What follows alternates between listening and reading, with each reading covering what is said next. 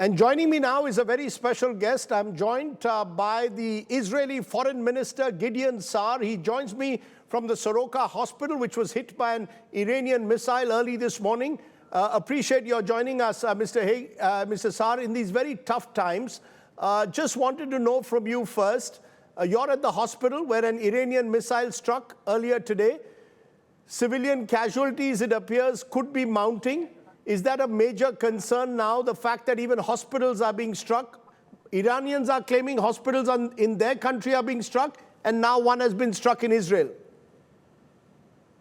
No, we don't attack hospitals, and and it's not surprising that Iran is doing it, because what they are doing from the beginning of this campaign, they are only targeting civilians and only targeting civilian population centers. And today it's a hospital, it's a civil hospital. The building that was hit is the surgery building, when usually medical teams and doctors are battling to save people's life. And then here Iran wanted to take human life. So it is clearly a war crime, but it demonstrates their approach in general, and is, while we are attacking military objectives, nuclear program objectives, missiles objectives, they deliberately attacking only civilians. So how will you respond to those who will say Iran has officially confirmed that 450 Iranians have died since Israel started their strikes 6 days ago, and they claim that many of them are civilians, that this is not just military establishments in Iran which have been struck, but civilians have also lost their lives. So there seems to be almost this civilians getting caught in the crossfire. You know that we took out the leadership of their military establishment, almost every one of them. We took out the establishment, the leaders of the weaponization process of the Iranian nuclear program. And we took them, in a specific targeted operations. Of course, when you target a specific person, there might be collateral damage, but it is very minimal. And while we are working for example, in a civilian neighborhood, we are declaring time ahead, and there is an evacuation of this neighborhood, and we are consistently working in order to keep human life, civilian life, which are not involved. There is a difference in the rules of war between targeting civilians and targeting military objectives. Sometimes when you target military objectives, there might be a collateral damage, but it is not to target civilians. It is totally different. And what they are doing, they are violating the rules of law, and they are committing war crimes. You're calling it war crimes, Mr. Foreign Minister. You know that Israel has also been questioned, even by the United Nations, about what's been happening in Gaza, where thousands of innocents have died, many of them children, when hospitals, schools have been targeted. So in a war, it seems the worst affected are always the civilians. You can't say Israel is suffering for war crimes and what happens in Gaza and Iran is any different, isn't it, Mr. Foreign Minister? Civilians are civilians, totally, whether in Gaza, Iran or Israel. Totally different. And as a journalist that mediates the information, you know it very well, because Hamas is operating from hospitals, from schools, from UNRWA installations and facilities.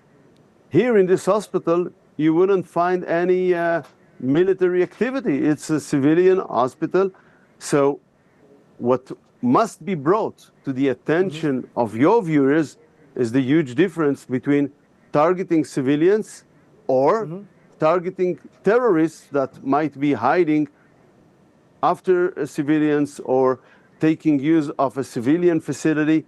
This is very bad, but then you must act because they cannot have immunity, these terrorists. But it is totally different to target civilians, to target a hospital without any excuse, any military reason. And this is what Iran is doing.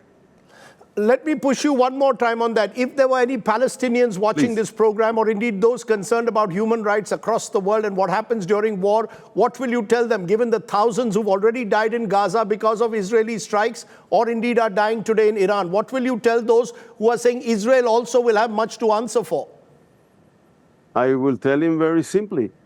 Hamas began with this war on October 7. Hamas is the only one that's responsible for its continuation, because they are still holding our hostages. They are still refusing to disarm. So the suffering of Israelis and Palestinians alike are totally on the shoulders of these terrorists. And with regard to Iran, they are those who attacked Israel with missiles 2 times during 2024. They are those who said, you know, the leader, Khamenei, time and again said it, that their objective is to eliminate the state of Israel. And he didn't only said that, he acted in order to do that by building these proxies of terrorists and terrorist states around Israel, and by developing these catastrophical weapons. So it is a totally self-defense operation in the context of a wider military conflict between us and them that they initiated. But the fact is, this particular operation that started last Friday was initiated by Israel. You struck Iran first. So I want to understand why and what prompted you to strike Iran now. And therefore, when Iranians say Israelis started it and we also have a right to self-defense, how will you respond? Thank God we initiated that, because otherwise we would have just waited for the time that they can eliminate us with an atomic bomb. This is something which we will not agree to do. So we took the initiative as any other country under existential threat would have done, and we took it in the last minute. We took it when their nuclear program was very advanced already. We assessed it as about 6 months from having atomic bomb, maybe less. And this is a time when you must act to prevent your enemy to fulfill its objective. And their objective is the elimination of the state of Israel. You're saying that you believe Iran was 6 months away from becoming a full nuclear power. You will recall, Mr. Foreign Minister, that when America struck Iraq, and Saddam Hussein, then the argument was Saddam was developing weapons of mass destruction. Now that turned out to be false. What proof, evidence do you have, Mr. Foreign Minister, that Iran was actually weeks or months away from developing a full nuclear arsenal that you believe would target Israel? We have very good intelligence, and we demonstrated it, because without such an intelligence, we couldn't find in Tehran all their military commanders and all the people who were involved and led their weaponization of the nuclear program. We demonstrated. We have a very good intelligence. And also here we have a good intelligence. But I tell you more than that. It is not us only, but the IAEA that must inspect just brought 2 weeks ago a very severe report against the Iranian breaches of their commitments. And they said they are in a position of non-compliance. And how Iran reacted to that? Iran just mocked at it and said, well, we're going to open a new enrichment facility. So Iran has a record of deceiving and cheating the international community and getting very close to nuclear weapons. If it was not our life, we wouldn't act, but it is our existential, our existence that was here on stake, and therefore we must act, and we acted in the last possible minutes. You know, I spoke to an Iranian guest, Mr. Foreign Minister, and he said, while Israel claims they have an existential threat, we also do not want Israel to have a nuclear monopoly in the Middle East. They claim that Israel has a nuclear umbrella. Why should Israel get away with it? And what is wrong if Iran develops its nuclear weapons, which they claim is only for civilian purposes? First of all, we declared time and again we will not be the first to enter nuclear to the Middle East. That's one. I repeat that now. Second, and it is very important, it's what's the type of the regime. When you are speaking about the most extremist regime on earth, with a fanatic, with a very extremist ideology, to have the most dangerous weapon, it is very dangerous. By the way, not only to Israel. For us, it's existential, but I believe that all the region feels the same. And I think that if they would have got existential, if they would have got nuclear weapons, that would create a nuclear race in the Middle East. We have an history of preventing enemies from getting nuclear weapons. We did it with Iraq in 1981. We did it with Syria 2007. And we had to do it again because, unfortunately, all negotiations and agreements and diplomatic work hadn't achieved the dismantling of their nuclear program. You know, Mr. Saar, you're making it very clear that this is about ensuring that Iraq doesn't have a fully weaponized nuclear program. But your defense minister today says Khamenei is a modern-day Hitler, cannot continue to exist. So is this Operation Rising Lion about dismantling Iraq's nuclear arsenal, or is it about regime change? Is it about now targeting Khamenei and the entire leadership of Iran? It is about to remove two existential threats, the nuclear program and the ballistic program. These are the objectives of the war. Both are in the context of Iranian plan to eliminate the state of Israel. This is the cause, this is the objectives.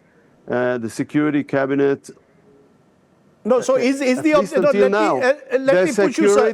The Security Cabinet, at least until now, hadn't decided anything on the regime thing to put it as an objective to this operation. So how do I interpret, sir, the defense minister saying Khamenei is a modern Hitler, cannot continue to exist? Is the aim to get to effect a regime change, sir? I repeat my question. This is your work to interpret. My work is, as a foreign minister, is to present Israeli position. This is what I'm doing in this interview.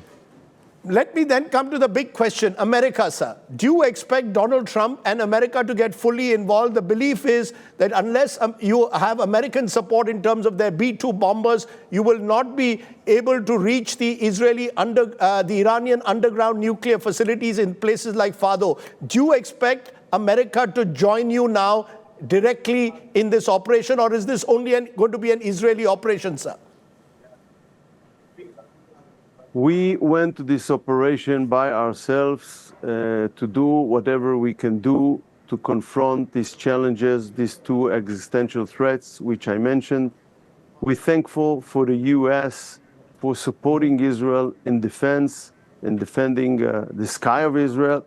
But other things or other decisions will be taken solely by President Trump and according to the Americans' interests, and this is their decisions. They will take these decisions. Are you worried, though, sir, that this could become a wider conflict? Are you worried that this could become, the more it continues, it could widen across the region, that we could have more and more countries being asked to get involved in some way or the other? Does that worry you at all? I think what we are doing during the last year and a half is we are gradually taking care of this axis led by Iran with Hamas, with Hezbollah. This is the thing that worried us, that there is an axis that its aim was to eliminate the state of Israel, and we take care of that, and we are preventing them to fulfill their wish. I don't think that the other states in the region wants to join this war. There might be other organizations connected to Iran, like Hezbollah, or like Shiite militias in Iraq, or like the Houthis in Yemen, that already attacked Israel during this last year and a half. that would like to attack us again. And this is something that we took into consideration when we went into this operation. My final question, sir, what role do you expect India to play? India so far has been seen to be, without saying it in so many words, supporting Israel. What exactly do you expect, kind of role do you expect India to play? Well, India is not involved. But I think that India always looked at stability in the Middle East as something which is very important. I spoke with Jay Shankar and my colleague, India Foreign Minister. My Prime Minister spoke with Mr. Modi, Prime Minister of India, and we are connecting. And we are updating in what we are doing, and I believe that after this operation will be over, we will have a more stable Middle East, and this is something that is very important, also to have a progress towards connectivity, towards prosperity, from India to Europe, to have this vision implemented of connectivity. But it's very tough to do it while radicals are all around, and we must have a different Middle East. I believe that we will be able to create a different Middle East, a more peaceful Middle East, a more stable Middle East. Are you not worried that this could become a prolonged conflict, though? The longer do you really believe it can be a short, swift conflict? Are you not worried that Israel is not, Iran is not Hezbollah, Iran is not Hamas? They're a sovereign country which will strike back, as you've seen today in the hospital. Therefore, we could be in for a prolonged conflict. Does that not worry you? And that Israel is dragging, in a way, the Middle East into a more unstable situation? First of all, sir, you gave a speech, not a question. Secondly, sir, you said that your previous question is the last question, so we can conclude the interview right now. Okay, sir. I appreciate Foreign Minister Saar for joining me. Thank you so much.